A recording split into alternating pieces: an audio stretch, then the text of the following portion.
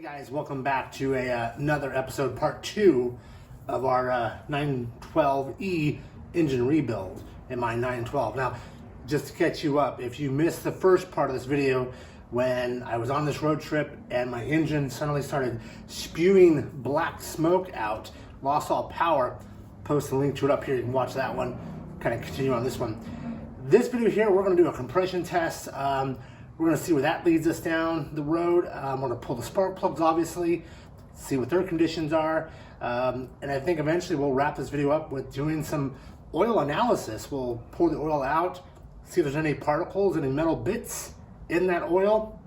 We're hoping not, but if there is, that will just help us lead to what we're dealing with here. So there's one thing I want to clear up, a couple things I want to clear up. The last video, you guys made some comments, and I just want to address those comments. Number one, yes, there was hardly any oil in it at the time when I was on the side of the road. Pulled the dipstick, checked it, there was hardly anything showing. When I got it home, I did fill it back up to 3.5 quarts, like the manual says. Good to go there. When I took it out, when I pulled it out, when we took it off the tow truck, we pushed it in to where the nose is pointing this way, and I knew if I'm going to pull this motor, there's no way trying to pull that motor out in this little one-car garage that we have was going to work. So I did start it up, I did pull it out, flip it around, and back in as you see it. Low minimum RPMs, just enough to get it in and out, just enough time to get it turned around and shut it down as quickly as possible. So there wasn't all that concern. A few more things. The engine was rebuilt in 2017-18, so it only had about 4,000 to 5,000 miles on the motor when this occurred. It does have a hydraulic cam and a hydraulic lifters, so they're not solid, so that's something else to keep in mind, a little bit different. I just trying to get to a Type 4's valve train in a 912, a 60s 912, is a pain in the ass to get in there with a filler gauge, and I just really didn't want to spend the time to mess with it. So I went with hydraulics at that time. Let's find out what's going on. This is part 2 of our engine analysis, trying to figure out what happened on that road trip. Everything is leading me to believe we're gonna have to pull the motor and tear it into it to find out what's wrong with it, and eventually probably do a total rebuild. And if that's the case, I'm thinking, do I want to do bigger? Because it's a stock 2.0. When I had it rebuilt 4 or 5 years ago, stock rebuilt, nothing special except for those hydraulic lifters. So maybe make it into something bigger, something better, maybe hook up with Jake Raby and get one of those down the middle air cooling systems. I don't know. But again, this is a 1976 912E motor, complete with all the tin, with the mounting bar, the mounting points for the body. That's in my 67 912. I've enjoyed the car so far, and I hope to enjoy it some more. So let's stop yip-yapping and let's get to work on this car and see where we go. All right?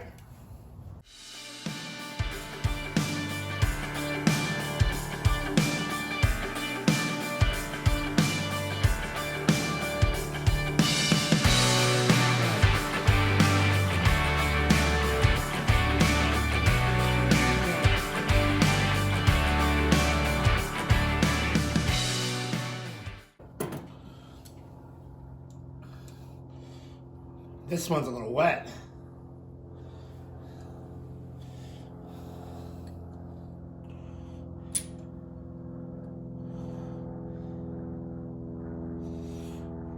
This one, the thread's wet.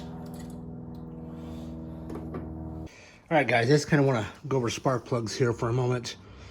I know in the video couldn't quite see, but here's number 1, and as you can see, that's pretty black, pretty rich running.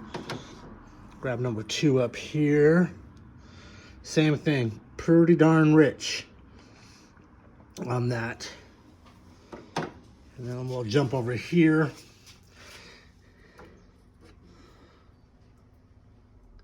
That's number 3, pretty rich. And then this is number 4. And number 4, dark but wet, but not as rich looking. So at some point in time, it just stopped working. If you kind of see, it's more of a brown in there than anything else. So kind kind of want to give you an update on those spark plugs. Just kind of I know in the video when I was taking them out, I didn't really have time to show you. I was more focused on just getting them out. So let's move on to our next part. Use a borescope now to get in there and look at each one of those cylinders. We'll switch the camera. We'll start at number 1, number 2, number 3, number 4, and we'll see what it looks like down in those cylinders. This is kind of cool. It uses my phone to see what we're doing here. So let me get that set up.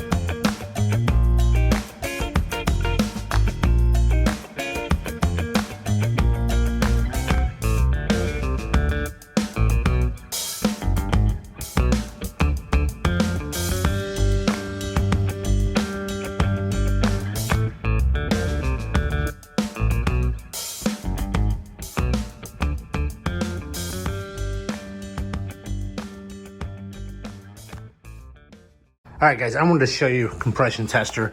You can rent these if you don't want to buy one. They're like $30, $40. I mean, if you're going to be working on your car, for anything, whether it be Volkswagen, Porsche, Ford, Chevy, Dodge, Pontiac, whatever, compression tester you can get. So essentially, you're going to hook up whatever end you need into where the spark plug goes, and then you're going to have someone crank the engine over to build up pressure.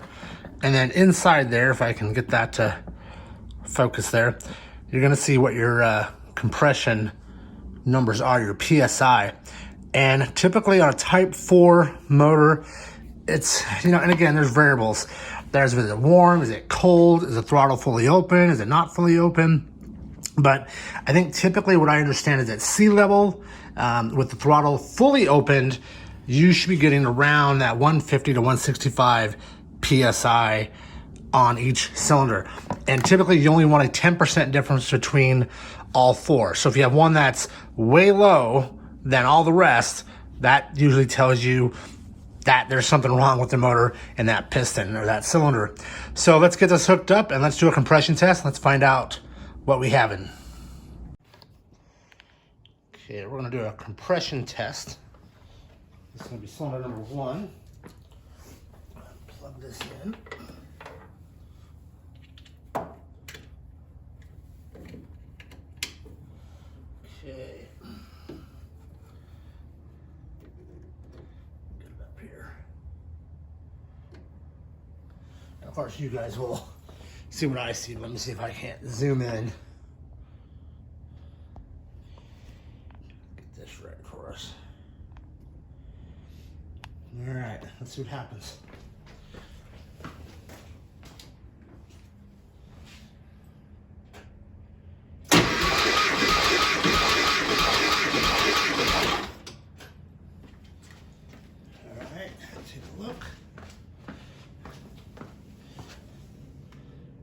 It shows about 60. You know what?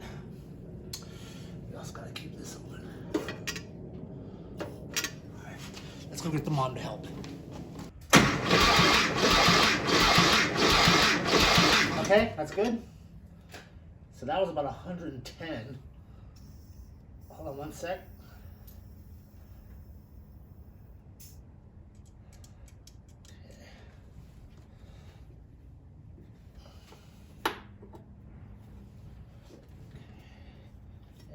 One more time, hon.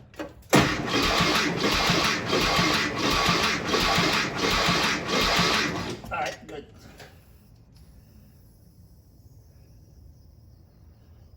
So about 110 on that one. Ready? Go.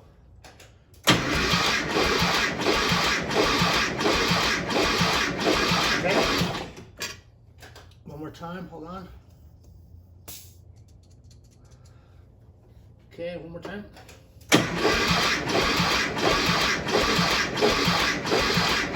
Okay.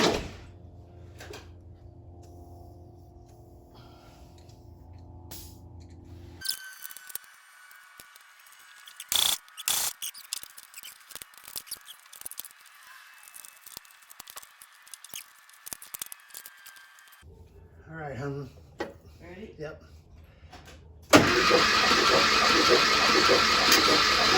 Stop. I don't think I have it in there. All right. Different. What was different? The sound. Yeah.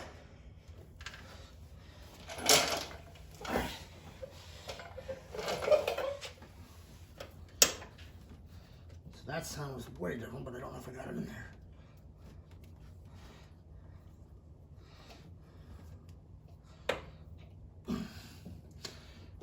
I'm assuming that's in. I'm not getting anything out of it.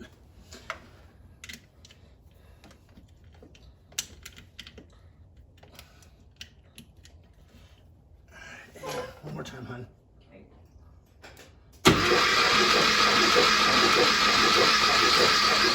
Okay. Yeah, there's nothing on that cylinder. That's a dead cylinder. That could be my problem right there. Hey, you know what? One more time, hold on.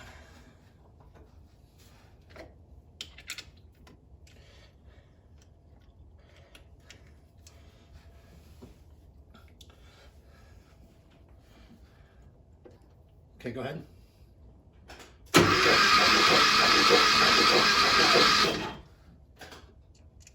Okay, I think that's all I need for now. Go check on Meg. Mm-hmm. Go check on Meg. She's just smoking. These pants are too short.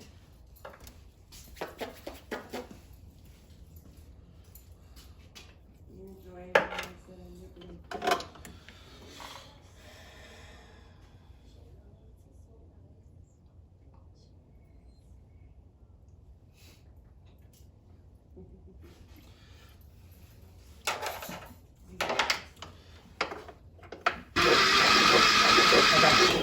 all you do. Yep. Well, no power in cylinder number 4. All right, guys. So again, I'm gonna go through this video. I kind of went really fast. You didn't need to see the whole process of going through, but cylinders 1 and 2 was about 115, 120. Cylinder number 3 was about the same, and then 4, 0, 0. Definitely, there's our problem child right there. But I'm not sure if you can see in the video, I didn't quite have the throttle maybe all the way open, and that's why those numbers were a little bit low. This motor only has around 4,000 to 5,000 miles on it tops.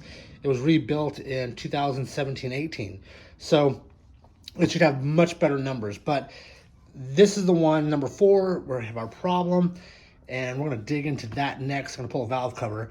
But being that they were all black, you know, in a carbureted world, and these IDFs, you have these main jets, which sit right there, those 2 brass things.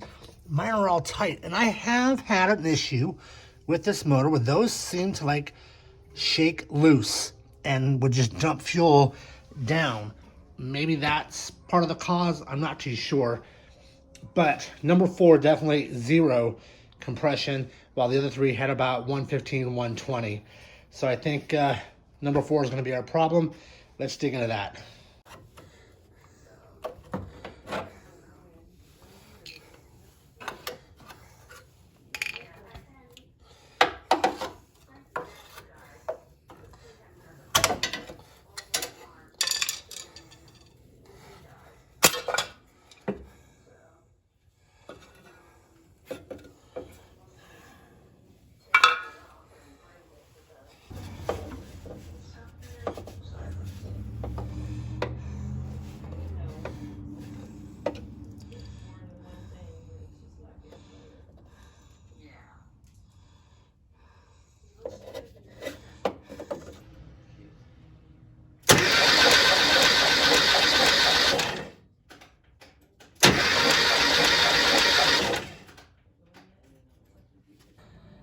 All right, guys, if you remember the first part of this video, I talked about how I lost all of my oil while on that trip. When I got it back home, I did fill it back up with 3.5 quarts of oil, which is standard for the Type 4s. Even though there's new oil in there, oil filter is the old one. I'm gonna drain the oil, we're gonna sift it through a coffee filter, and then we'll pull that oil filter out and see if there's any particles. Crossing our fingers, if there's no particles in there, we're good. If there's particles in there, it just means do. So let's go into the car, let's pull the drain plug, let's empty the oil out of this, and let's see what we can find. Let's go. Guys, I went and bought a brand new $2 clean oil pan so we can drain the oil out of the Type 4 here. So when we pour it into our coffee filter, we know we're not getting contaminants from other oil changes. So I'll go ahead and I'll get this 19 millimeter in there.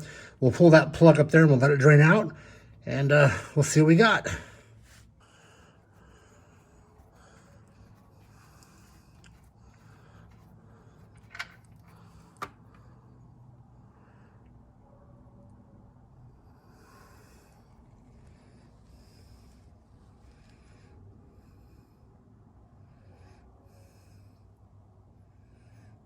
All right, and while we're letting that drain, let's go ahead and just pull our oil filter. Now, unlike a Type 1, Type 4 just came from the factory with a standard oil filter here. So we'll just kind of scoot this over.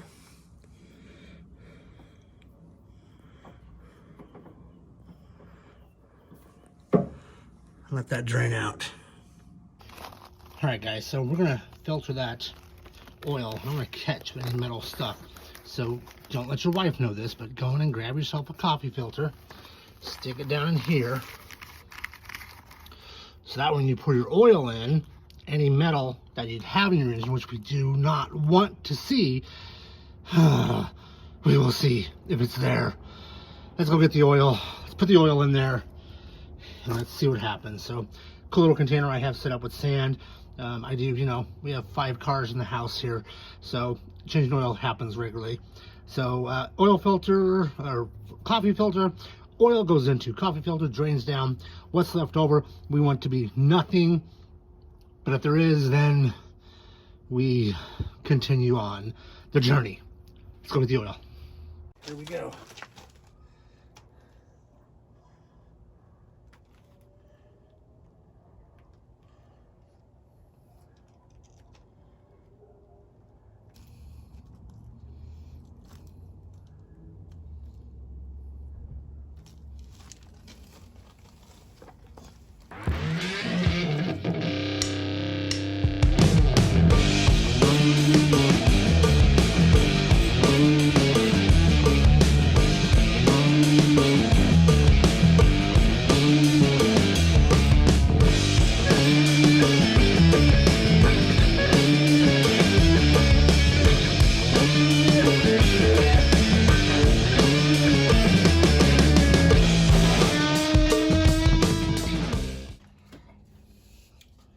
After the contents of our filter.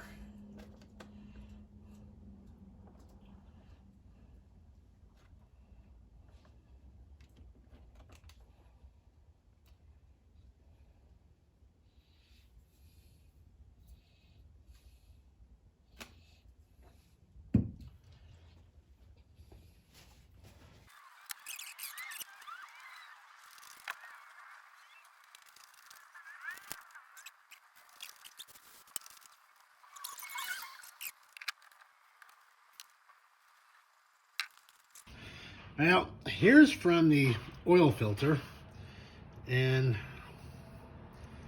you know, honestly, maybe a little bit of fine dust in there, maybe. Let's go look at the one outside. Here is the filter from the other, and now I don't see any metal flakes anywhere. I just don't. How about we cut this open and see what's inside our filter there. All right, see if I can get into trouble here.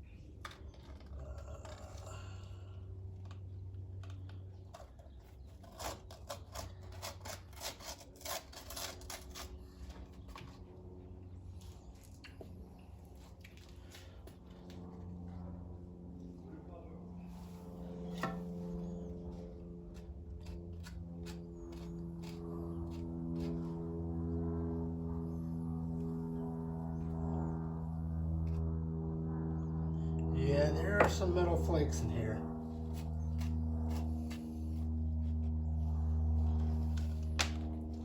Fly doesn't show up real well.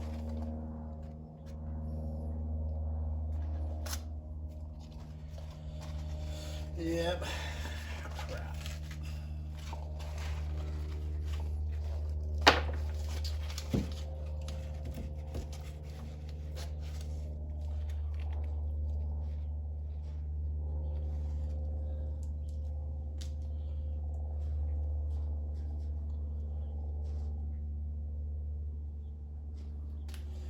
I'm not sure if we can pick that up in my glove or not, but there's those kind of specks, and they're metal because it's just picked it up. So, oh, lovely. There's a few. There's, yeah. So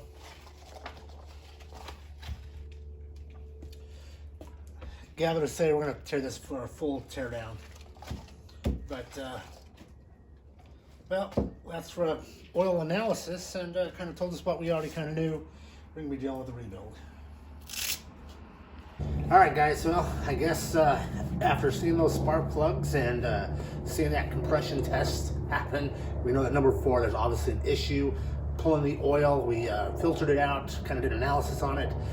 We didn't find too many chunks of metal flakes in the oil, but we did open up that oil filter. We did see some oil, some flakes in there, kind of real small, minute ones, but still metal, and that could have been from us cutting it open as well. So I think our next plan of attack is go ahead and just pull this Type 4 out of the Porsche, get it up on an engine stand, and let's pull off that head, and let's see what number 4 has to reveal for us, and kind of go from there. If you have a comment, saw something maybe I didn't see, have an idea or suggestion, please just take a moment, type it down below in the comment section below. If you're into classic vintage air-cooled Porsches, give me a subscribe, give me a like, share this video with a friend. We plan on pulling this motor out next weekend, I hope, to have that all done, and I'll film all that as well for those who want to follow along. And other than that, thank you guys for watching, and hopefully we'll see you guys next time when we pull this motor out. Have a good one.